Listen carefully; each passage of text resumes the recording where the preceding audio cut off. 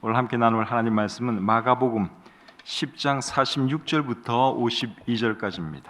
그들이 여리고에 이르렀더니 예수께서 제자들과 허다한 무리와 함께 여리고에서 나가실 때에 디메오의 아들인 맹인 거지 바디메오가 길가에 앉았다가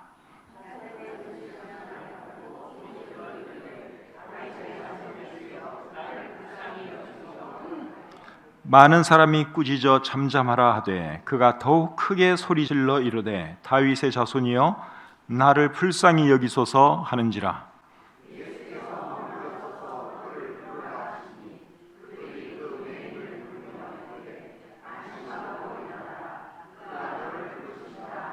맹인이 겉옷을 내버리고 뛰어 일어나 예수께 나아오거늘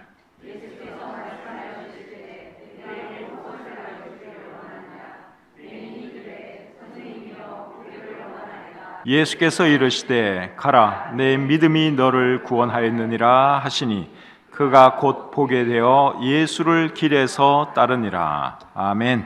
오늘은 마가복음 10장 46절부터 52절까지의 말씀을 본문으로 해서 내 믿음이 너를 구원하였느니라 이런 제목으로 하나님 말씀 전하기를 원합니다. 오늘 읽은 이 본문은 예수님께서 바디메오라고 하는 한 시각장애인의 눈을 고쳐주신 사건을 기록한 말씀입니다. 이 사건은 마태복음, 누가복음에도 기록되어 있습니다.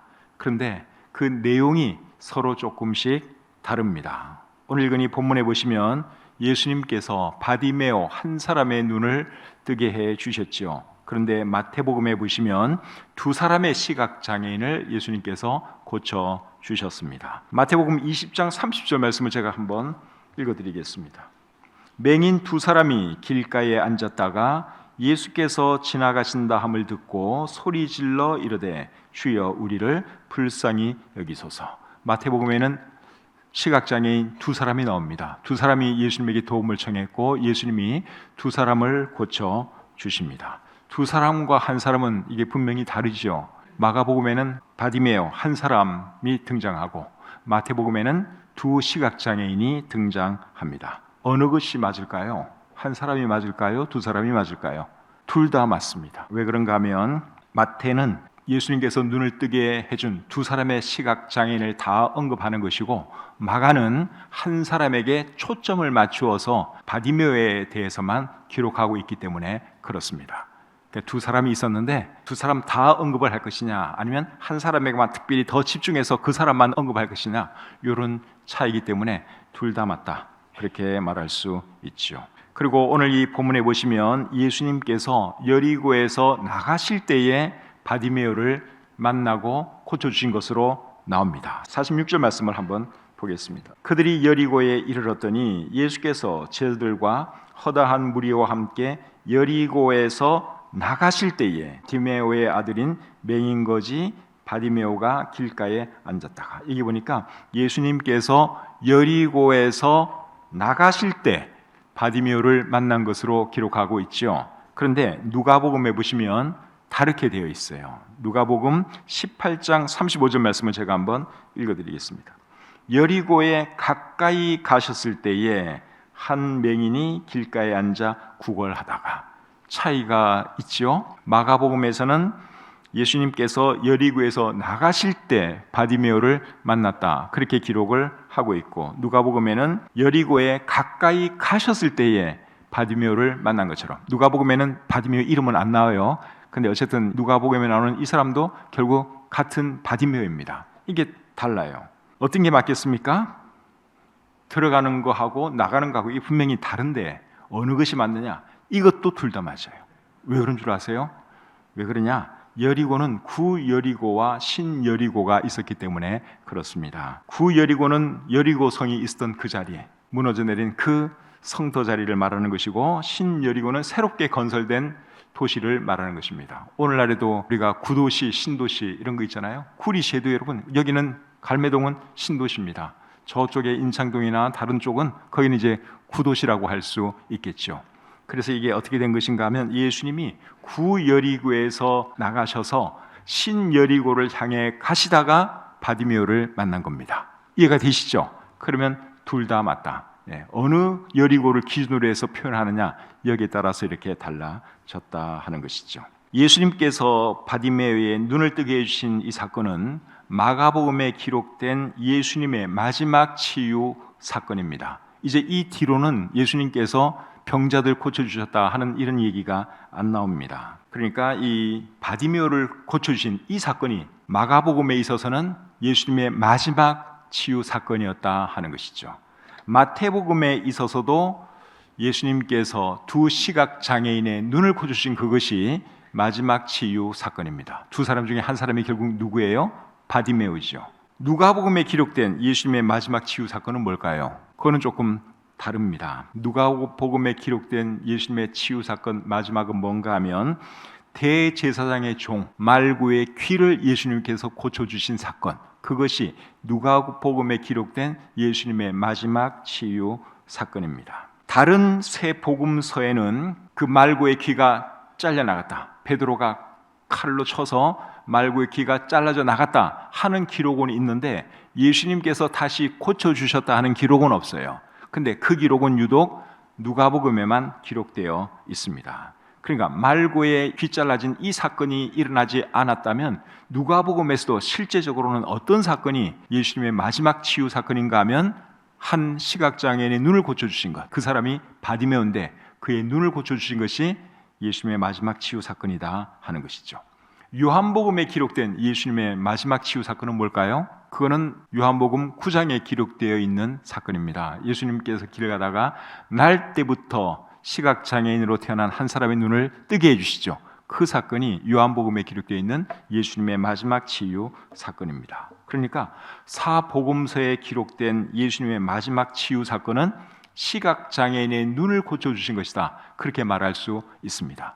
누가복음의 실질적인 마지막 치유 사건은 말구의 귀를 고쳐주신 거지만 그거는 이제 약간 예외적인 사건이고 공식적으로 행하신 마지막 치유 사건은 마태, 마가, 누가, 요한 모두 다 시각장애인의 눈을 고쳐주신 사건이다 하는 것을 여러분들이 아시면 되겠습니다. 오늘 이 본문에서 예수님께서 바디메오의 눈을 보게 해 주셨는데 이 사람은 날 때부터 시각장애인 같지는 않습니다. 51절 말씀을 보면 우리가 알 수 있습니다. 51절을 보겠습니다. 예수께서 말씀하여 이르시되 내게 무엇을 하여 주기를 원하느냐? 맹인이 이르되 선생님이여 보기를 원하나이다. 이 바디메오가 예수님에게 뭘 하려는가 하면 선생님이여 보기를 원합니다, 그렇게 말을 했죠.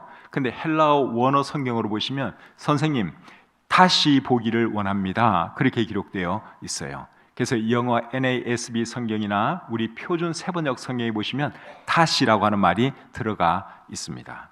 그리고 52절에도 보시면 예수께서 이르시되 가라 내 믿음이 너를 구원하였느니라 하시니 그가 곧 보게 되어 예수를 길에서 따르니라, 이렇게 되어 있는데 곧 보게 되었다 하는 이 말이 헬라어 원어 성경으로 보시면 곧 다시 보게 되었다, 그렇게 기록되어 있습니다. 이런 것을 보면 바디메오는 날 때부터 시각장애인은 아니었고 살아가는 과정 중에 병이나 사고를 통해서 시각장애인이 되었다고 생각을 합니다. 그런 사람이 예수를 만나서 이제 눈을 뜨게 되었으니 여러분 얼마나 기뻤겠습니까? 그 기쁨은 뭐 경험 안 해본 사람은 모를 정도로 정말 큰 기쁨이죠. 사고 때문에 또는 병 때문에 눈을 못 보다가 예수님 만나서 어느 날 눈을 번쩍 떴어요. 온 세상이 다시 밝게 보이기 시작했습니다. 그때 그 기쁨과 감격은 이루 말로 다 할 수가 없지요. 근데 여러분 바디메오가 눈을 뜨게 된 이 사건이 성경에 기록되어 있는 이유가 뭐겠습니까? 성경에 기록되어 있는 모든 사건들, 말씀들은 이유 없이 기록된 것은 하나도 없지요. 바디메오가 눈을 뜬 이 사건도 이유가 있기 때문에 분명히 여기에 기록되어 있습니다. 그 이유가 뭘까요? 바디메오의 이 사건이 구원에 대해서 잘 보여주고 있기 때문에 그렇습니다. 52절 말씀을 여러분 다시 한번 보겠습니다. 예수께서 이르시되 가라 내 믿음이 너를 구원하였느니라. 내 믿음이 너를 구원하였느니라. 예수님이 바디메오에게 그렇게 말씀을 하셨어요. 그냥 내 믿음이 너를 보게 만들었다, 너를 낫게 만들었다, 그렇게 말을 해도 되는데 예수님이 굳이 내 믿음이 너를 구원했다 그렇게 말한 이유가 뭘까요? 바디메오가 눈을 뜨게 된 이 사건을 통해서도 예수님은 구원에 대해서 강조하시고 구원에 대해서 사람들에게 생각해 보도록 하기 위해서 이렇게 말씀을 하신 겁니다. 예수님께서 이 땅에 오신 목적이 뭐죠? 예수님께서 이 땅에 오신 목적은 사람들을 구원하시기 위해서 오셨습니다. 요한복음 12장 47절 하반절을 보시면 내가 온 것은 세상을 심판하려 함이 아니요 세상을 구원하려 함이로다. 예수님이 그렇게 말씀을 하셨어요. 예수님께서 이 땅에 오신 목적은 구원하기 위해서 이 땅에 오셨습니다. 무엇으로부터 사람을 구원하겠다는 겁니까? 죄와 사망으로부터 사람들을 구원하기 위해서 예수님이 이 땅에 오셨죠. 사람이 죽는 이유는 다른 거 아니에요. 죄 때문에 죽는 것입니다. 이런 모양 저런 모양으로 사람들이 죽어가지만 사람들이 죽는 근본적인 이유는 죄 때문입니다. 로마서 5장 12절에 이렇게 기록을 하고 있죠. 그러므로 한 사람으로 말미암아 죄가 세상에 들어오고 죄로 말미암아 사망이 들어왔나니 이와 같이 모든 사람이 죄를 지었으므로 사망이 모든 사람에게 이르렀느니라. 이 말씀에 의하면 모든 사람이 죽게 된 그 이유가 뭐 때문이라는 겁니까? 죄 때문이라는 것이죠. 한 사람으로 인해서 죄가 세상에 들어왔고 그 죄 때문에 모든 사람이 다 죽게 되었다. 그것을 여기서 말씀하고 있습니다. 그 한 사람은 당연히 인류 최초의 조상 아담입니다. 아담이 하나님 말씀에 불순종을 했죠. 죄인이 되었죠. 그 벌로 그도 죽게 되었고 그의 모든 후손들도 죽게 된 것입니다. 로마서 6장 23절에는 죄의 삭은 뭐라 그랬죠? 죄의 삭은 사망이라고 말씀하고 있습니다. 그래서 사람이 왜 죽느냐? 죄 때문에 죽는 겁니다. 그리고 죽음 뒤에는 뭐가 있습니까? 심판이 있다고 히브리서 9장 27절에 말씀하고 있죠. 한 번 죽는 것은 사람에게 정해진 것이요 그 후에는 심판이 있으리니 죄 때문에 사람은 병들고 늙고 그리고 결국은 죽고 죽은 뒤에는 심판을 받게 되는 것이죠. 대한민국 법만 어겨도 여러분 벌 받습니다. 대한민국 법을 어기면 반드시 거기에 벌이 따릅니다. 하물며 하나님 말씀에 불순종하고 하나님께 거역하는 사람을 하나님께서 가만히 두시겠어요? 그 벌이 사망이고 심판이다 하는 것이죠. 그런데 하나님께서 사랑이 너무너무 많으셔서 사람들을 죄와 사망으로부터 구원해 주시기 원하셔서 한 사람을 이 땅에 보내주셨는데 그분이 예수 그리스도이십니다. 예수님은 우리와 똑같은 몸을 입고 이 땅에서 사셨지만 그분의 본체는 하나님이셨습니다. 하나님이셨기 때문에 예수님은 말씀으로 병자들을 고쳐주실 수 있었고 또 놀라운 기적들을 행하실 수 있었던 것입니다. 그분이 하나님이 아니라면 그런 일 못하죠. 그분이 하나님이었기 때문에 그분의 속은 하나님이었기 때문에 그가 놀라운 일들을 행할 수 있었던 것입니다. 그런데 그 능력 많으신 예수님이 결국 어떻게 됩니까? 십자가에 달려 돌아가시게 되죠. 그 이유가 뭔가 하면 저와 여러분들의 죄값을 대신 지불해 주시기 위해서 예수님이 십자가에 달려 피 흘려 돌아가신 겁니다.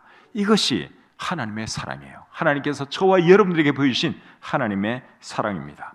그 사랑에 대해서 로마서 5장 8절은 이렇게 말합니다.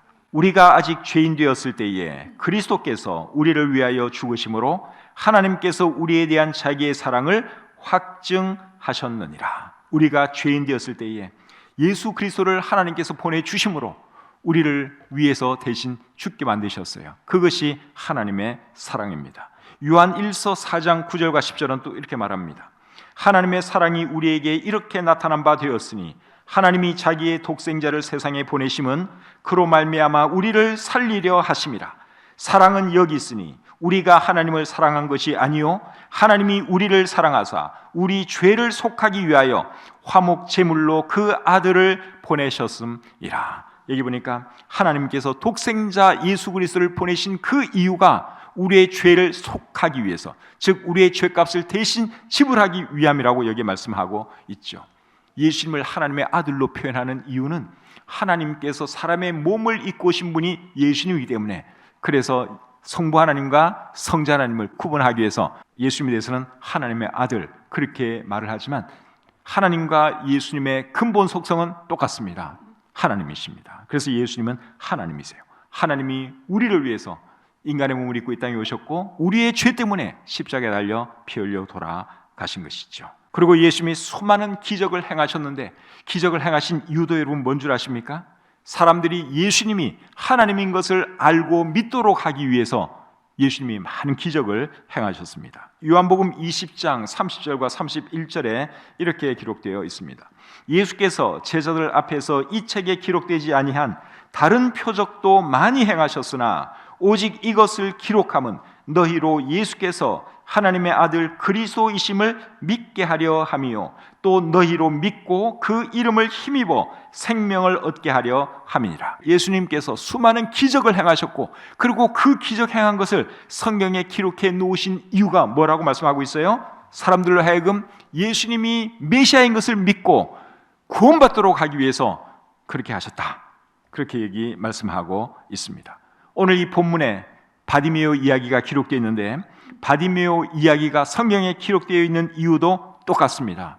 사람들로 하여금 예수님이 메시아요 하나님인 것을 믿고 구원받도록 하기 위해서 바디메오 이 이야기를 성경에 기록해 놓은 겁니다. 그래서 예수님이 의도적으로 바디메오에게 내 믿음이 너를 구원하였느니라 그렇게 말씀을 한 겁니다. 일부러 예수님께서 구원이라고 하는 말씀을 쓰신 거예요. 12년 동안 혈루증을 앓았던 그 여인에게도 예수님이 뭐라고 말씀하십니까? 내 믿음이 너를 구원하였다. 평안히 가라.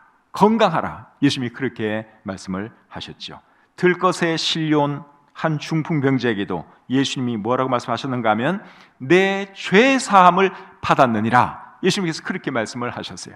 네가 나았다 그렇게 말씀 안 하시고 네 죄 사함을 받았느니라. 예수님이 그렇게 말씀을 하셨습니다. 여러분, 병 고치러 온 사람에게 굳이 이런 말씀 안 하셔도 괜찮잖아요.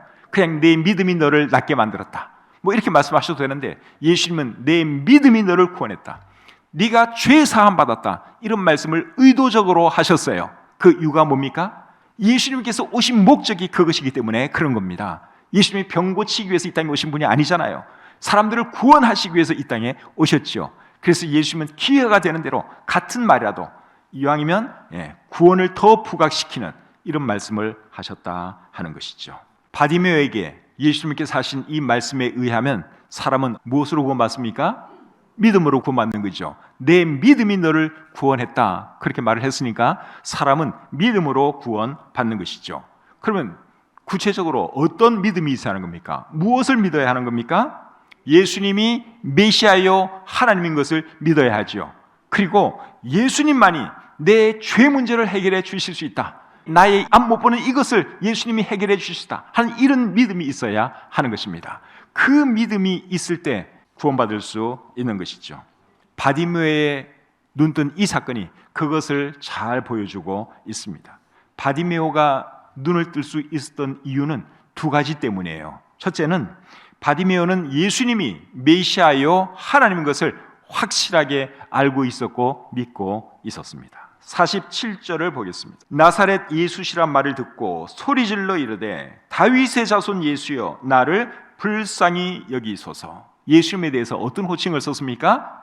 다윗의 자손이라고 그랬죠. 다윗의 자손. 사람들은 예수님에 대해서 나사렛 예수라고 했어요. 나사렛 예수. 저분은 나사렛 예수야. 나사렛은 예수님의 출신 그 고향이죠. 자랐던 곳입니다. 예수라는 이름이 하도 많으니까 저분은 나사렛 예수, 나사렛에서 오신 예수야. 이제 그런 의미로 사람들은 나사렛 예수 그랬는데 이 바디메오는 예수님을 뭐라고 말했어요? 다윗의 자손 예수요 그렇게 말을 했습니다. 여기서 다윗의 자손은 메시아를 의미하는 말입니다. 메시아, 구약 성경에 보면 메시아는 다윗의 자손으로 오시잖아요. 그 말씀이 어디에 있죠? 사무엘하 7장 16절에 보시면 이렇게 기록되어 있습니다. 내 집과 내 나라가 내 앞에서 영원히 보존되고 내 왕위가 영원히 견고하리라. 내 왕위가 영원히 견고하리라. 하나님께서 다윗 왕에게 하신 말이에요. 다윗의 왕위가 여러분 어떻게 인간의 왕위가 영원할 수가 있겠습니까? 이것은 그의 후손을 통해서 메시아가 나오고 그 메시아가 영원한 왕이 될 것이다 그 말이죠. 그래서 메시아는 다윗의 후손 가운데 나온다 하는 것입니다. 또 이사야 11장 1절 2절 보겠습니다. 이사야 11장 1절 2절입니다. 이새의 줄기에서 한 싹이 나며 그 뿌리에서 한 가지가 나서 결실할 것이요 그의 위에 여호와의 영 곧 지혜와 총명의 영이요 모략과 재능의 영이요 지식과 여호와를 경외하는 영이 강림하시리니. 이새라고 하는 이름이 나오는데 이 이새가 누군가 하면 다윗 왕의 아버지예요. 그러니까 다윗 왕의 아버지 이름이 이새고 그의 아들 중에 하나인 다윗의 혈통을 통해서 결국은 메시아가 나온다 하는 것을 방금 읽은 이 말씀이 우리에게 해주고 있습니다. 이사야 11장 10절 말씀 읽어드리겠습니다.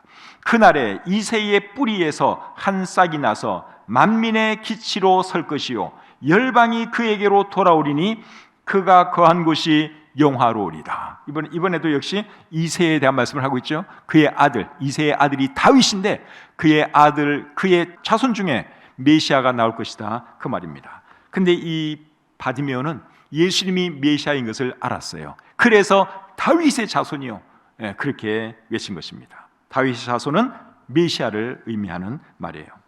바디메오가 여러분, 이분이 거지인데 어떻게 예수님이 메시아인 것을 알았을까요? 사람들로부터 많은 얘기를 듣지 않았겠습니까? 그 당시에 예수님은 굉장히 유명한 분이었습니다. 놀라운 일도 많이 하시고 병자들 다 고쳐주시고 정말 유명했어요. 바디메오도 틀림없이 들었을 겁니다. 또 그의 친구들 중에도 예수님 때문에 눈을 뜬 사람도 아마 있었을 거예요. 그래서 이 바디메오는 그분이라면 메시아가 맞다. 메시아가 아니고서 어떻게 병자들을 그렇게 고쳐줄 수가 있겠는가? 어떻게 그런 기적들을 행할 수가 있겠는가? 그래서 이 바디메오가 예수님에 대해서 일찍이 알고 있었어요. 그분이 메시아인 것을 알고 있었어요. 그러다가 이분이 이제 나사렛 예수가 자기 앞을 지나간다고 하는 이 소식을 듣고 그가 이제 외치기 시작한 것이죠. 그래서 여러분, 이 바디메오가 눈을 뜰 수 있었던 것은 예수님이 메시아요 하나님인 것을 그가 알았고 믿었기 때문에 그가 예수님으로부터 고침받을 수 있었다 하는 것이죠. 오늘날에도 마찬가지예요. 오늘날에도 구원받기 위해서는 예수님이 메시아요 하나님인 것을 분명히 알아야 합니다. 로마서 10장 9절에 이런 말씀이 있습니다. 로마서 10장 9절 말씀 우리 같이 한번 보겠습니다. 내가 만일 내 입으로 예수를 주로 시인하며 또 하나님께서 그를 죽은 자 가운데서 살리신 것을 내 마음에 믿으면 구원을 받으리라. 자, 이 말씀은 예수님을 누구로 믿고 받아들이면 구원받는다고 말씀하고 있습니까? 간단히 말하면 예수님이 메시아요 하나님인 것을 믿으면 구원받는다고 말씀하고 있죠. 그것을 여기서 지금 말씀하고 있습니다. 자, 두 번째로 이 바디메오가 눈을 뜰 수 있었던 이유는 눈을 뜨고자 하는 강렬한 열망이 그에게 있었기 때문에 그가 나음받을 수 있었습니다. 48절을 보겠습니다. 본문 48절.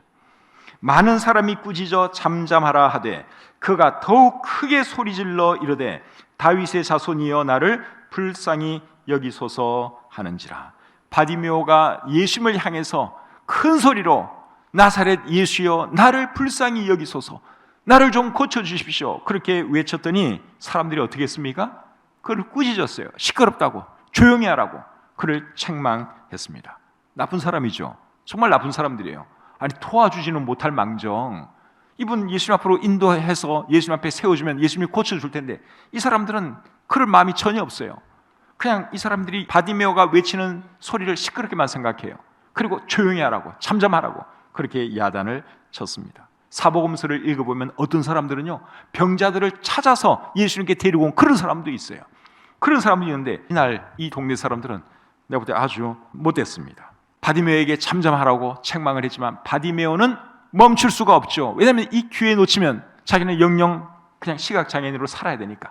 그래서 더 큰 소리로 예수님을 찾았습니다. 예수님에게 도움을 청했습니다. 그 열망 때문에 이 사람은 예수님께로부터 고침받을 수 있었습니다. 오늘날에도 마찬가지예요. 구원받으려면 구원받기 원하는 열망이 있어야 합니다. 구원받기 원하는 그 열망은 어디서 나옵니까? 일단 자기가 죄인이라고 하는 것을 아는 데서부터 나오죠. 죄인이 아니라고 생각하면 구원받을 필요도 없어요. 나는 철저한 죄인이다. 나는 멸망당할 수밖에 없는 죄인이다. 그것을 아는 데서부터 이제 구원에 대한 열망이 생기죠. 그리고 예수님만이 내 문제를 해결해 줄 수 있다 하는 믿음이 있을 때 그 열망이 나오는 것입니다.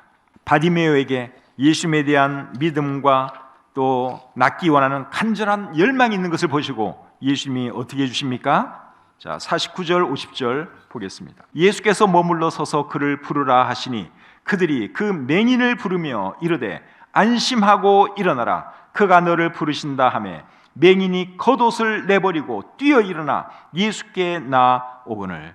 예수님께서 부르신다는 말을 듣고 이 바디메오가 어떻게 했습니까?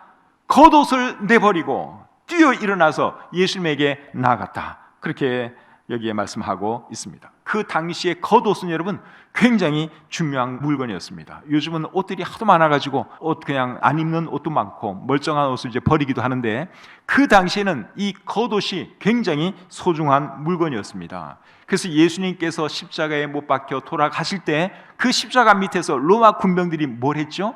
예수님의 겉옷을 누가 가질 건지 제비뽑기를 했습니다. 로마 군병들에게도 그 당시 겉옷은 굉장히 소중했기 때문에 그렇게 한 것이죠. 근데 이 바디메오는 거지예요. 거지니까 얼마나 그 겉옷이 더 소중했겠습니까? 그거 없으면 밤에는 엄청 춥습니다. 낮에는 또 엄청 뜨겁습니다. 그 겉옷이 있어야지 햇빛으로부터도 자신을 보호할 수 있고 추위로부터 자기를 지킬 수가 있는 거예요. 그런데 예수님이 부르신다는 말을 듣고 그 겉옷을, 그 소중한 겉옷을 내던지고 예수님에게 쫓아나갔다 하는 것이죠. 바디메오는 지금 무엇이 정말 중요한 것인지 너무너무 잘 알고 있었습니다. 겉옷이 물론 중요하긴 하죠. 그래도 여러분, 눈 뜨는 것보다 더 소중하지는 않잖아요. 그래서 겉옷 집어치우고 예수님에게 달려 나간 것입니다. 사람들 중에는 자신의 겉옷 때문에 예수님 못 믿는 사람들도 굉장히 많습니다. 어떤 사람들에게는 술, 담배가 겉옷이에요. 예수님도 믿고 싶고 교회도 나가고 싶은데 이 술, 담배가 너무 좋은 거예요. 그걸 못 끊는 거예요. 그래서 교회 안 옵니다. 예수님 믿을 생각을 안 하는 그런 사람들도 있습니다. 어떤 사람들에게는 노는 것이 겉옷입니다. 노는 게 너무 재밌는 거예요. 이 세상에서 술 마시고 놀고 놀러 다니고 이런 게 너무 좋은 거예요. 오락이 좋고 스포츠가 좋고 취미생활 하는 것이 좋고, 그래서 교회 시간이 없고 예수 믿는 것에 관심 안 가지는 그런 사람들도 있습니다. 그런 사람들의 겉옷은 노는 거죠. 노는 것. 세상의 향락이 그들의 겉옷입니다. 그거 내 팽개치면 되는데 그것 때문에 예수님 안 믿고 교회 안 나오는 사람들이 굉장히 많습니다. 어떤 사람들은 또 제사 지내는 것 때문에 교회 안 나오는 사람도 있어요. 저는 실제로 그런 사람들 여러 명 만나봤어요. 교회 이야기하고 복음 전하러 가면 제가 가고는 싶은데 우리 집안이 제사를 지내서 아직은 때가 아닙니다. 그렇게 말하는 분들이 굉장히 많습니다. 우리나라 사람들 상당수가, 근데 요즘은 좀 줄었을 거예요. 제사 자체가 많이 줄었으니까. 근데 어쨌든 이 제사 지내는 것을 굉장히 소중하게 생각하는 사람들이 있어요. 그것 때문에 교회 안 오고 예수님 안 믿는 사람도 많이 있습니다. 그분들에게는 제사가 그들의 겉옷이죠. 그게 뭐라고? 또 어떤 사람들에게는 돈이 겉옷인 경우도 많습니다. 오늘날 많은 사람들이 돈을 아마 겉옷처럼 생각할 거예요. 돈, 어떻게 해서라도 돈을 붙들려고 그러고 돈을 모으려고 그러고 많은 사람들이 그렇게 살아가죠. 한 부자가 영생에 대해서 관심이 있어서 예수님께 찾아왔다가 예수님이 네가 가진 거 다 팔고 나를 따르라 하는 그 말 듣고 다시 떠나간 이야기가 성경에 기록되어 있습니다. 그 부자에게는 그의 돈이 그의 겉옷이었습니다. 그걸 못 놓는 거예요. 그래서 영생은 받고 싶은데 그냥 다시 떠나가고 말았죠. 근데 여러분, 예수님 믿고 구원받으려면 겉옷 정도는 던질 수 있어야 합니다. 그 정도 희생 안 하고 여러분 어떻게 우리가 예수님을 믿을 수 있겠어요? 겉옷이 아무리 좋은 것이라 할지라도 천국 가는 것보다 더 좋은 거겠습니까? 바디메오에게 있어서 자기의 겉옷이 물론 소중했지만 눈 뜨는 것보다 더 소중한 건 아니잖아요. 그래서 그가 미련 없이 겉옷 집어 던지고 예수님께 나아갈 수 있었던 것이죠. 예수님께 나아간 바디메오에게 예수님이 어떻게 하시는지 51절 보겠습니다. 예수께서 말씀하여 이르시되 내게 무엇을 하여 주기를 원하느냐? 맹인이 이르되 선생님이여 보기를 원하나이다. 예수님께서 바디메오에게 질문을 했어요. 네가 원하는 것이 무엇이냐? 너에게 무엇을 내가 해줄까? 예수님께서 질문을 했습니다. 예수님이 모르고 질문한 건 아니겠죠. 당연히 알죠. 이 시각장애인이 뭘 원하는지 예수님은 다 알고 계십니다. 그런데도 네가 원하는 것이 무엇이냐? 그렇게 물은 이유가 뭐겠습니까? 바디메오의 입으로 직접 듣기 원하셨기 때문에 그 질문을 한 것입니다. 우리가 입으로 원하는 것을 하나님께 말하는 것은 여러분 대단히 중요합니다. 우리가 입으로 말 안 해도, 우리가 하나님께 구체적으로 기도하지 않아도 하나님은 다 알고 계세요. 그런데도 성경은 우리에게 기도할 것을 말씀을 하고 있죠. 그 이유가 뭡니까? 우리의 필요를 우리의 입으로 말하는 것이 중요하기 때문에 그런 것입니다. 우리의 믿음을 입으로 고백하는 것, 이것도 여러분 굉장히 중요한 겁니다. 믿음은 그냥 마음속으로 믿어도 얼마든지 믿을 수 있어요. 그런데 우리 성경은 우리의 입으로 우리의 믿음을 고백하기를 원하고 있고 그것을 가르치고 있죠. 조금 전에 읽었던 우리 로마서 10장 9절 말씀 다시 한번 보겠습니다. 이 말씀이 참 중요한 말씀이에요. 로마서 10장 9절 10절입니다. 내가 만일 내 입으로 예수를 주로 시인하며 또 하나님께서 그를 죽은 자 가운데서 살리신 것을 내 마음에 믿으면 구원을 받으리라. 사람이 마음으로 믿어 의에 이르고 입으로 시인하여 구원에 이르느니라. 아멘. 자, 이 말씀을 잘 보시면 시인하는 것에 대해서 굉장히 많이 강조를 하고 있죠. 여러분, 원래 구원은 무엇으로 받는 겁니까? 구원은 믿음으로 받는 게 그게 사실은 정답이에요. 그런데 이 말씀은 시인하는 것도 마치 구원의 조건인 것처럼 말을 하고 있습니다. 10절에 보시면 입으로 시인하여 구원에 이르느니라. 그렇죠? 굉장히 지금 입으로 시인하는 것을 중요하게 여기면서 말씀을 하고 있어요. 마치 시인하는 것이 구원의 조건인 것처럼 말을 하고 있어요. 그런데 사실은 구원의 유일한 조건은 믿는 것입니다. 그게 구원의 유일한 조건인데 왜 이렇게 입으로 시인하는 것을 강조할까요? 입으로 시인하는 것은 많은 이점이 있기 때문에 그렇습니다. 마음으로 믿어도 얼마든지 믿을 수 있긴 있어요. 그러나 입으로 시인하다 보면 내 마음에 믿은 것을 더 확실하게 하는 그런 효과가 있습니다. 그리고 마음으로 진심으로 믿는 사람은 얼마든지 입으로 고백할 수가 있죠. 그런데 만약에 마음에 조금이라도 믿지 않는 그런 마음이 있다면 입으로 시인하는 거 이게 쉽지가 않아요. 그래서 자기 속에 있는 믿음을 확실하게 하기 위해서 입으로 시인할 것을 우리 성경이 가르치고 있는 것입니다. 이런 의미에서 영접 기도는 제가 볼 때 참 중요한 거라고 생각을 합니다. 저도 사람들을 구원으로 인도할 때 제일 마지막에는 꼭 영접 기도를 따라하게 만듭니다. 처음 예수 믿는 사람들은 기도할지 모르니까 이제 저를 따라서 기도하게 만들죠. 영접 기도를 하게 만듭니다. 영접 기도가 구원은 아닌 거 여러분 알고 계시죠? 영접 기도에 목을 맬 필요는 없어요. 영접 기도해서 구원받는 건 아니니까. 구원은 믿음으로 받는 게 맞아요. 그러나 영접 기도를 하게 함으로써 마음속에 있는 그 믿음을 더 확실하게 만들어주는 그런 장점이 있기 때문에 영접 기도는 굉장히 중요하다, 그렇게 말할 수 있는 것입니다. 이제 말씀을 마치겠습니다. 여러분들은 구원받은 사실이 분명히 있으십니까? 예수님은 구원 때문에 오셨어요. 구원 때문에 예수님이 십자가에 피 흘려 돌아가셨습니다. 구원받지 못한 분이 계시면 여러분 구원받으시길 바랍니다. 교회에 오래 다녔다고 해서 다 천국 가는 건 아니에요. 정말 구원받은 사실이 분명히 있어야 합니다. 구원받기 위해서는 두 가지만 여러분이 분명히 알고 믿으면 돼요. 첫째는 여러분 자신이 죄인이라는 거. 두 번째는 예수님이 여러분을 위해서 십자가에 피 흘려 돌아가셨고 돌아가신 지 사흘 만에 다시 부활하셨다.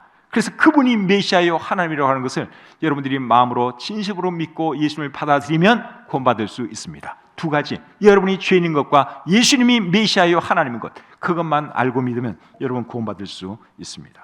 구원 안 받은 분 계시면 예수님을 여러분의 주님으로 모셔드리고 구원받으시기를 바랍니다. 그리고 구원받은 사실이 있는 분들은 바디메오가 눈을 뜨고 나서 한 것처럼 살아가셨으면 좋겠어요. 자, 52절 말씀을 다시 한번 보겠습니다. 52절. 예수께서 이르시되 가라 내 믿음이 너를 구원하였느니라 하시니 그가 곧 보게 되어 예수를 길에서 따르니라. 이분이 눈을 뜨고 나서 예수님 따르는 예수님의 제자가 되었다 하는 것입니다. 누가복음 18장 43절에는 이렇게 마무리하고 있습니다. 하나님께 영광을 돌리며 예수를 따르니 백성이 다 이를 보고 하나님을 찬양하니라. 그 당시에 이 바디메오가 많은 사람들에게 감명을 준 것 같아요. 거지로 살다가 눈 뜨고 나서 이제 예수님의 신실한 제자가 되었죠. 그 이후에 그가 어떻게 살았는지는 우리가 알 수 없지만 제가 볼 때 이분은 정말 신실하게 정말 제대로 잘 살았습니다. 이 마가복음이 기록될 당시에 아마 많은 사람들이 바디메오를 알고 있었을 거예요. 그래서 바디메오 이름을 마가가 여기에 기록해 놓은 것이 아닌가 그렇게 생각을 합니다. 바디메오 이름만 되면 다 아니까 그래서 바디메오 이름을 여기에 기록을 해 놓았다고 생각이 들어요. 제대로 잘 살은 것이죠. 저와 여러분들도 구원받았다면 여러분 바디메오처럼 정말 주님을 제대로 따르고 하나님 잘 섬기는 그런 사람들이 되시기를 우리 주님의 이름으로 축복합니다.